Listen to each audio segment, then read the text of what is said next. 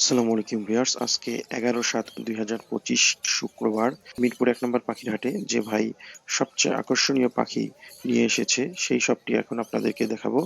হ্যাঁ, ওনার দোকানে অনেক সুন্দর সুন্দর কালেকশন আছে। আপনারা দেখতেই পাচ্ছেন এখানে বিগ সাইজের ম্যাকাও এবং অন্যান্য প্রজাতির খুব বড় বড় এবং আকর্ষণীয় পাখি আছে। আজকে এখন আমি সেই সবটি আপনাদেরকে দেখাবো।